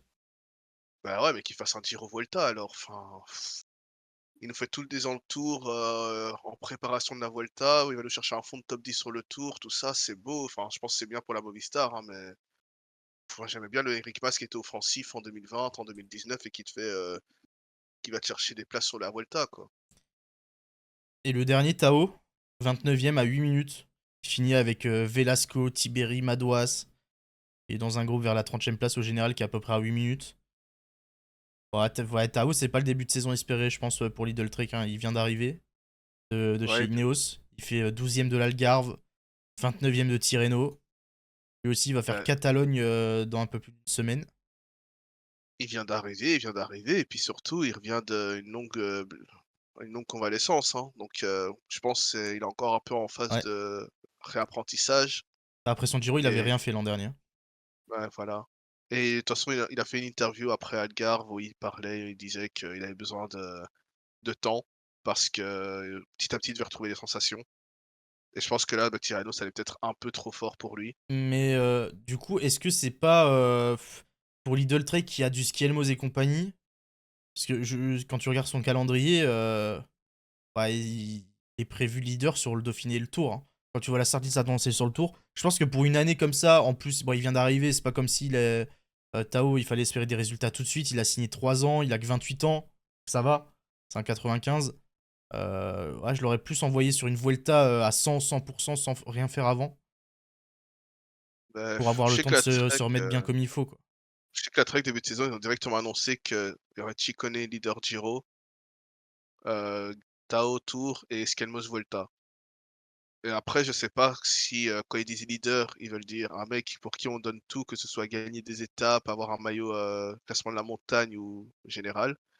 Parce qu'aucun des 3 leaders n'est un leader fiable dans tous les cas.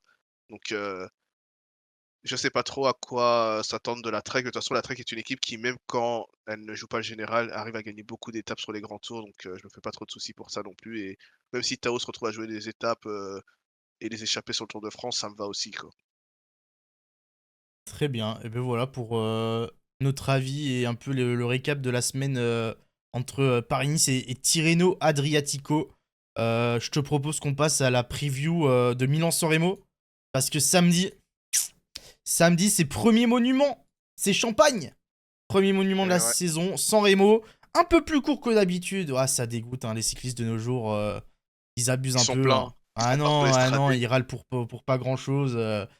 C'est n'importe quoi. 288 km au lieu de 300 d'habitude. Ah, la honte, la honte, la honte. Avec bien sûr la Cipressa, le Poggio.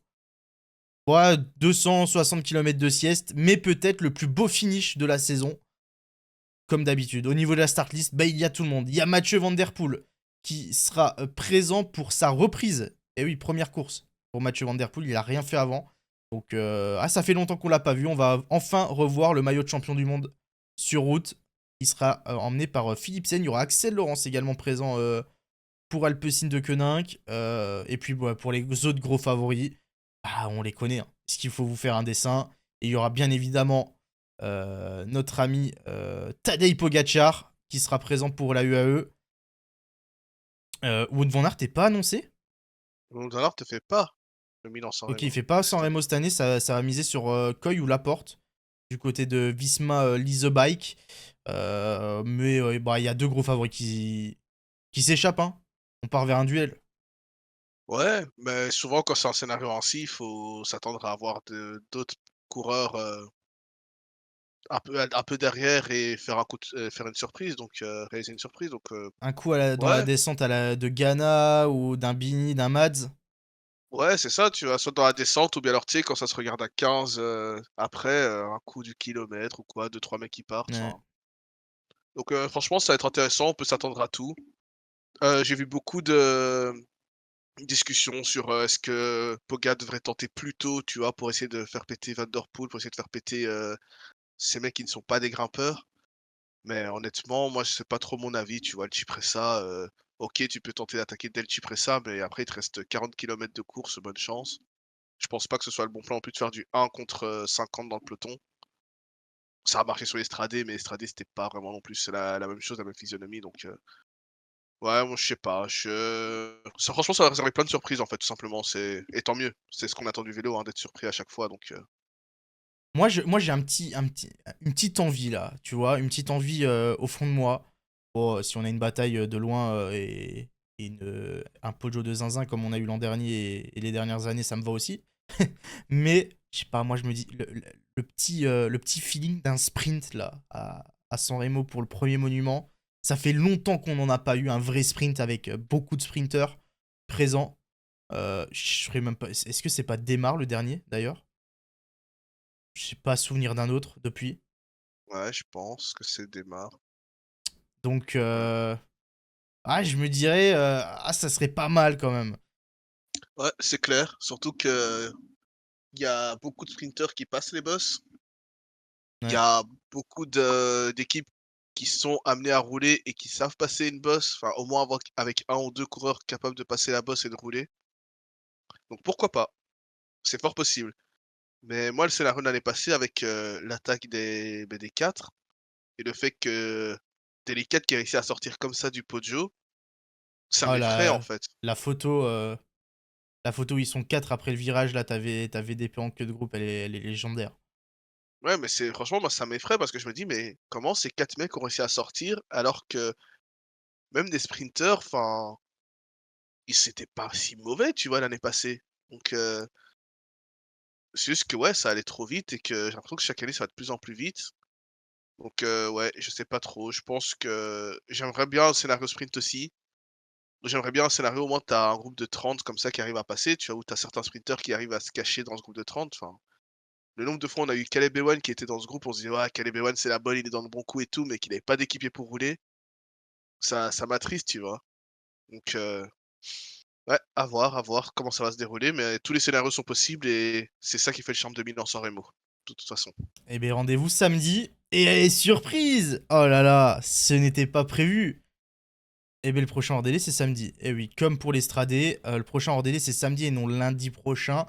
Pour question pratique, vu que le Tour de Catalogne commence lundi.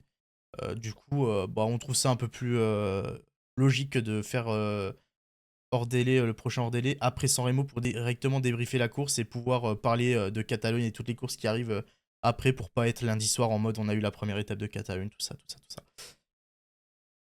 Donc voilà. Rendez-vous samedi après la course, débrief de 2000 ans San Remo, pardon. Et bon, on espère qu'on va se régaler, tout simplement. On passe Ouais, à le sujet brûlant de ces derniers jours. On ne parle que de ouais. ça, du matin au soir, sur les réseaux. Ça en parle de partout.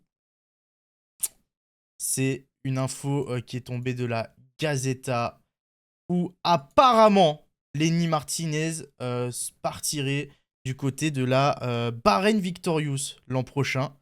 On rappelle, je vous refais l'histoire au complet. Lenny Martinez est en fin de contrat avec la Groupama FDJ cette année. Et c'est sorti dans plusieurs articles d'un peu partout, hein, confirmé par beaucoup. Il y aurait eu une offre de la Bahreïn Victorious avec un contrat qui pourrait atteindre 2,5 millions d'euros à l'année pour Lenny Martinez, pour le jeune grimpeur de la Groupama FDJ. Il y a des médias qui disent que c'est pas encore fait, que c'est pas signé, que c'est pas accepté, machin. D'autres qui disent que c'est fait, d'autres machin. C'est les rumeurs. Toi, pour parler juste de Lenny chez Bahreïn, t'en penses quoi? Je signe direct. Moi, je signe direct, gros. Vraiment. Je suis enfin, la Bahreïn, c'est une équipe vieillissante. On le dit chaque année. Où tes leaders en montagne, c'est Caruso et Bilbao. Bon, il y a Buitrago qui monte des choses, mais c'est pas vraiment un grimpeur, c'est plus un puncher. Ils essayent de reconstruire un peu l'avenir aussi avec Tiberi. Franchement, Lenny Martinez, ce serait le gars au-dessus, ce serait le top guy, en fait. Enfin, franchement, allez-y, quoi. C'est le bon coup.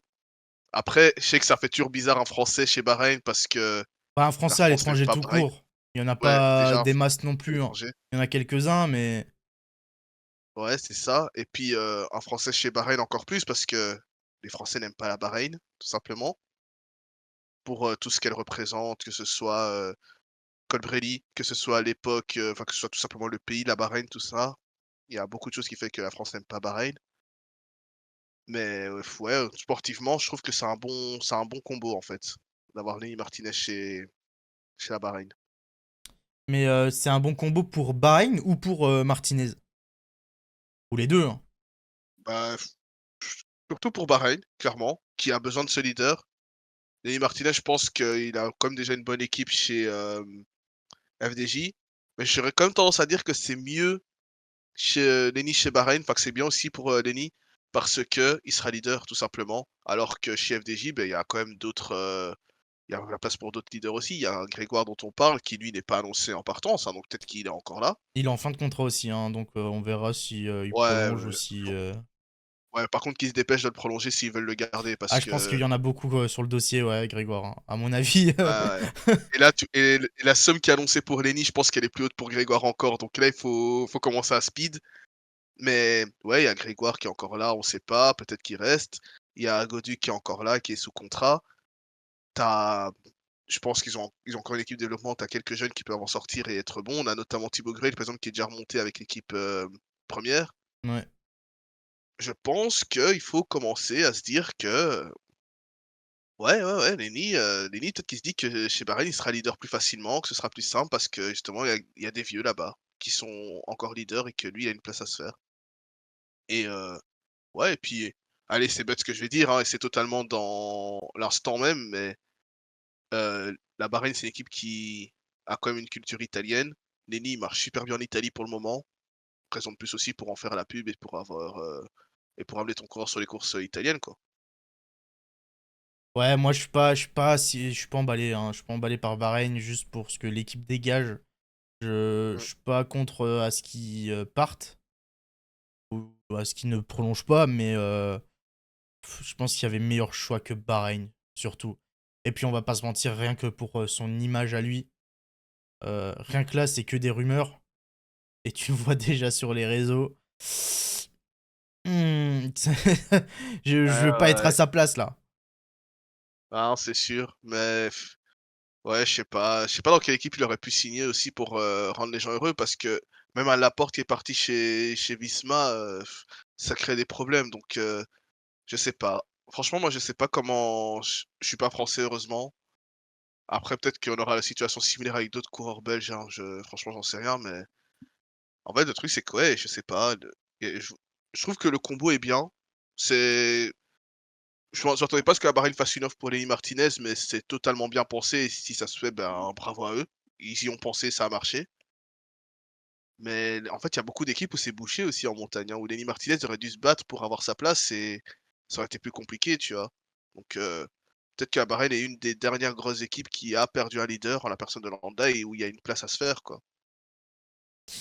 Est-ce que c'est pas un peu, par contre, je sais pas, le mot est peut-être fort, mais un bon échec, pardon, pour la Groupama et surtout pour leur, leur formation, leur équipe Conti. Parce que bon, ça a été la com de l'équipe pendant les 2 dernières années. On n'a pas besoin de recruter. On a tout ce qu'il faut en formation chez les jeunes, dans notre Conti.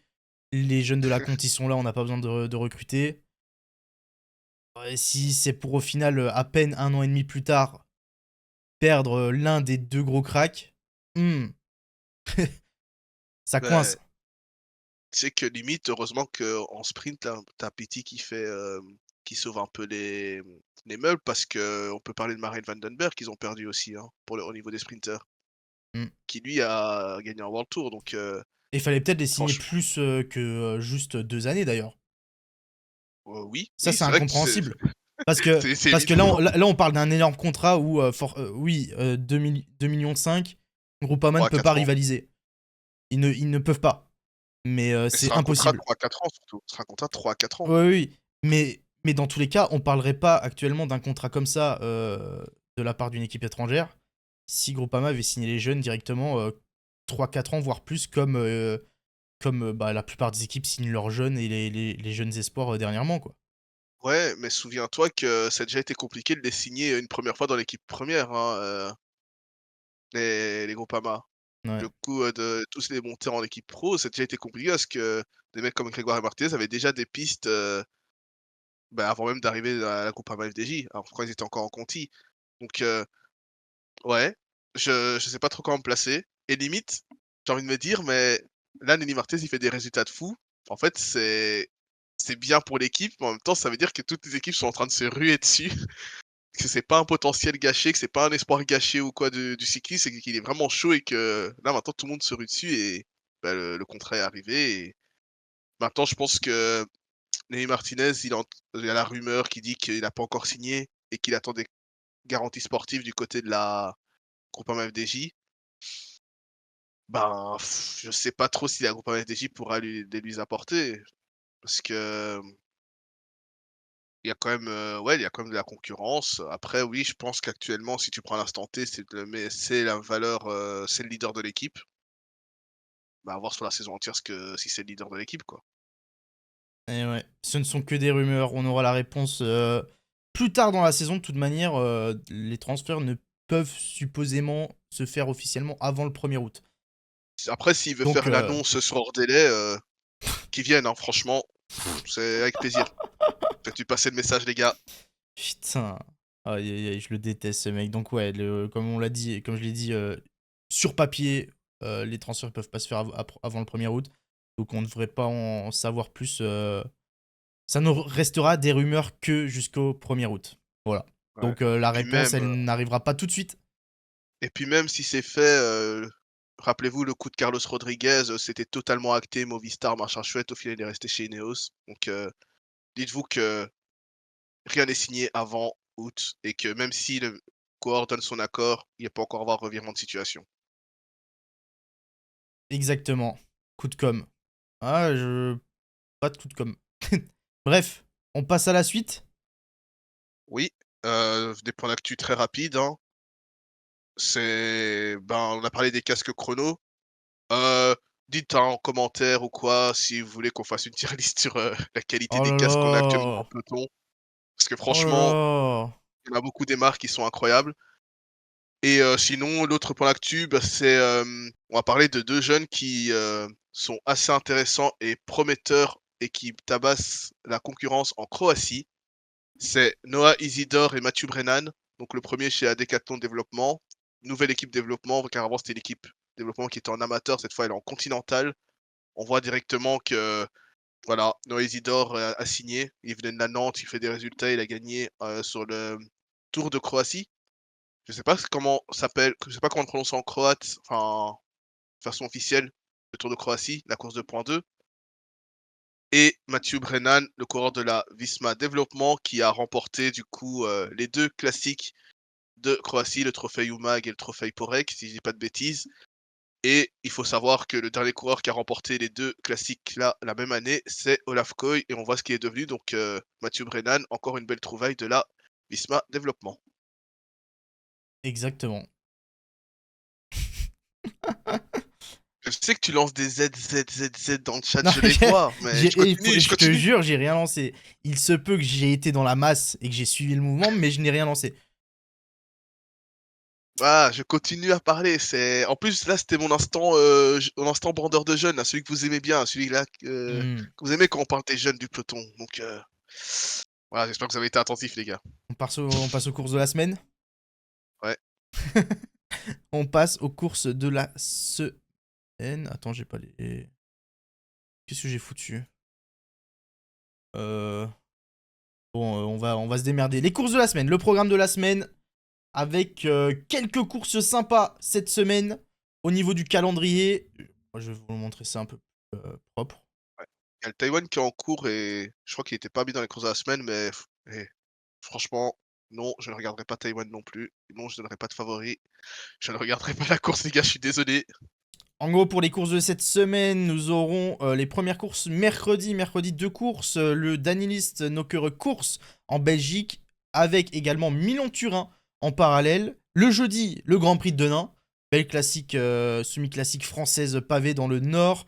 On aura la Breden Coxade classique également. Ça sera vendredi. Et puis ce week-end, on aura San Remo, bien évidemment, le samedi. Mais en parallèle aussi, la classique Loire-Atlantique. Petite déception, pas diffusé cette année, pas de diffuseur pour la classique Loire-Atlantique. Du coup, il faudra qu'on suive les résultats juste sur PCS et les réseaux. Donc voilà, pour le programme de cette semaine au niveau des courses de mercredi, Milan-Turin. Avec un profil assez casse-pattes. Assez casse-pattes, on sait que Milan-Turin à la base c'était en fin de saison, ils l'ont passé en mars pour un petit peu faire la course de préparation à San Remo qui précède San Remo la même semaine. Euh, bon, on a une course vallonnée avec quelques difficultés, mais les sprinters pourront passer. Ça, c'est pas insurmontable non plus. Au niveau de la start list du côté de Milan-Turin, on n'a pas énormément d'infos encore à l'heure actuelle au moment où on tourne. On a du Axel Zingli qui est bien en forme et qui prouve qu'il va vite en plus. Donc à surveiller. À surveiller pour cette course. Ouais. Ah, Milan-Turin, c'est une belle course, le profil a non, je vais en faire comme si c'était rien passé dans le chat, ah mais t'inquiète. j'ai tout eu. Non, mais Oh le flop. Milan-Turin, le profil a changé, hein, donc ça va être intéressant. Ça a l'air d'être un profil un peu qui ressemble un peu plus à Milan-San Remo que d'habitude et vu où est placée la course en calendrier, c'est tant mieux. Ce sera pas la vulgaire course de côte qu'il y a d'habitude avant le Lombardia et à voir ce que ça donne. Ça peut être une très bonne préparation pour Milan-San Remo, hein, au final, même si les côtes sont bien plus dures, mais si tu passes ces côtes-là, à Milan-Turin, ben, tu es un peu préparé pour, passer le Cipressa et le Poggio, hein, au final. Donc heu, donc ça peut être intéressant. En parallèle, le mercredi, Nokere course. Départ de Daines arrivé à Nokere. Course pavé, semi-classique belge pavé avec de certains secteurs. Certains secteurs assez intéressants. Niveau start list, c'est bien plus fourni. On a du Tim Merlier d'annoncer pour le moment, avec du Jasper Philipsen également du côté d'Alpecin de Koninck. On a du Gerben Tyson chez Intermarché. Qui d'autre? Là, je vois il y aura les 2 haters chez Ineos Grenadier. Il y a Kung qui est présent. D'ailleurs, grosse force à lui avec ce qu'il a traversé dernièrement. Il devait faire Tirreno, Estrade. Il va reprendre à Nokere course mercredi, pardon. Edward Teuns pour la Lidl Trek. On a quoi d'autre? On a du Fabio Jacobsen du Degenkolb chez DSM Firmenich. Munich.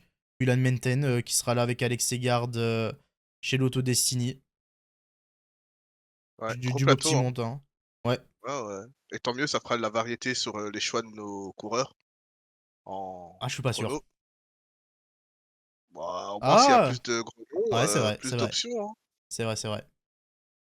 Le jeudi, Grand Prix de Denain, encore du pavé, on bouffe du caillou, en veux-tu, en voilà. Cette fois-ci, on sera en France, un peu plus de 200 km. Denain, c'est toujours assez sympa, 12 secteurs à passer, tout simplement. Et au niveau de la start list, on aura ici du Tim Wellens avec du Morgado. T'as vu, je l'ai dit. Il y a Morgado, mec, sur la course. Il y a du Yves Lampart, Luc Lamperti chez Soudal Quickstep. Bon, on a qui d'autre? Du Timo Kielich chez Alpecin de Koenig. Florian Sénéchal, après sa chute sur l'Omloop, est de retour chez Arkea. BNB. Et puis des petits noms sympas quand même. Hein. Ouais, là, Je fais pareil, défiler la hein, Sarlis. Arnaud Delis qui sera là. D'ailleurs, Arnaud Delis qui a été retiré de Milan-San Remo et qui fera Denain et Braden Coxide à la place. Ouais, je comprends pas trop le choix. Hein. Il est encore blessé de sa chute au Samin il y a quasiment 2 semaines maintenant. Il a même abandonné Paris-Nice. Il était complètement dedans. On lui dit tiens, on t'enlève San Remo pour que tu te remettes bien, mais on t'envoie du pavé. On va te foutre sur du pavé. Comme ça va bien taper le genou là. ouais, je comprends pas trop non plus. Donc, bah, ouais, c'est bizarre. C'est rien de plus à dire, c'est bizarre. Et enfin, Braden Coxide le vendredi avec tout simplement une classique pour sprinter. Il n'y en a pas souvent.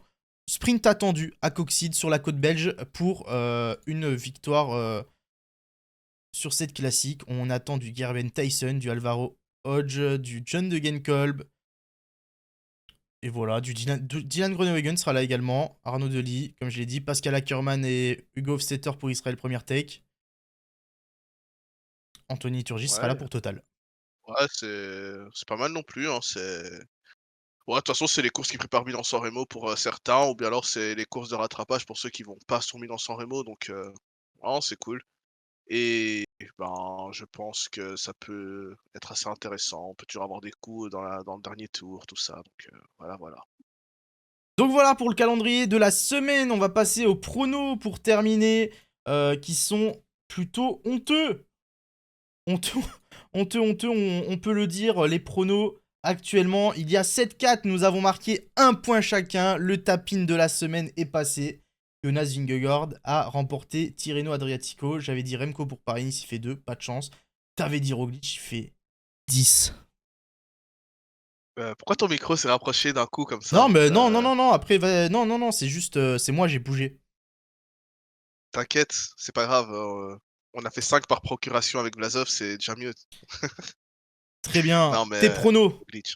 On va prono du coup San Remo, Danili Course, Denain et Braden Coxide. Et on commence par le Danilis Nocure Course.